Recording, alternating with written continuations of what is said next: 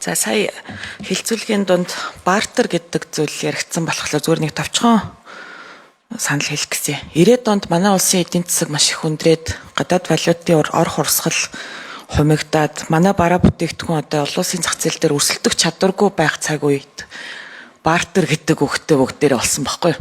Тэгээ тэрийг би маш сайн сандгийн. Тэгээд яг энэ бол ямар нөхцөлд хийдэг зүйл вэ гэхээр харин тийм өрсөлдөх чадвар муутай тий. Яг тийм нөхцөлд хийдэг зүйл. Тэгэхээр бол бид цаашид бол одоо энэ манай энэ уулуурхайн түүхийн эдийн зах зээл дээр бид өрсөлдөх чадвараа одоо сайжруулмаар байна. Тэгээ эн чинь бол яг ингээд бодит валют олж ирэх ёстой салбар байхгүй юу? Тэгэхээр эн чинь ингээд нөгөө бүтээгдэхүүн солилцох гэрээ байгуулна гэдэг чинь одоо арган ядсан асуудал болчихж байгаа байхгүй юу?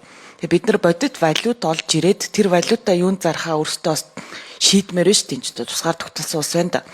Тэгэхээр бол цаашдаа бодлогын асуудлуудаа бол ийшээгээл чиглүүлмээр байна хэдүүлээ. Тийм ээ. Тэгэхгүй одоо яг л нөгөө 90-ад он чинь давтагдаад нөгөө бартерынхаа систем рүү ороод тий валютын жолтгоо байгаа. Сая ингээл нөгөө валютын ханш гэж ярьж штэ. Өнгөрсөн хугацаанд бол одоо энэ доллар еврогийн ханшуулцтай айхтар хэлбэлцэж штэ. Эн чинь тэгэл ер нь манай одоо эдийн засгийн дархлааг л бас унгаагаал байна. Манай худалдаач нарт айгу сөргөөр нөлөөлж байна. Тэгэхээр энэ зүйл рүүгээ та бүхэн маань анхаараач. Өрсөлдөх чадвараа хэдүүлээ сайжруулъя. Саяны яригадаад байгаа наа тээвэр гих мэдчлэн одоо энэ бусад асуудлууд дээр маш тийм оновчтой тогтолцоотой болёо. Энэ асуудлуудаа арай өөрөөр харъя.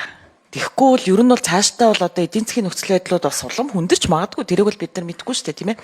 Тэгэхээр бид нар альва нөхцөл байдал бэлэн л байх хэрэгтэй байхгүй. Тэгэхгүй түүнээс биш яг жаахан үн унаад ирэхлээр сандралдаал янз бүрийн юм лөө ороод байх шаардлага бас байхгүй. Тэгэхээр ийм л санал одоо энэ бодлого тодорхойлж байгаа яамныхандаа хэлэх гэсэн баярлалаа.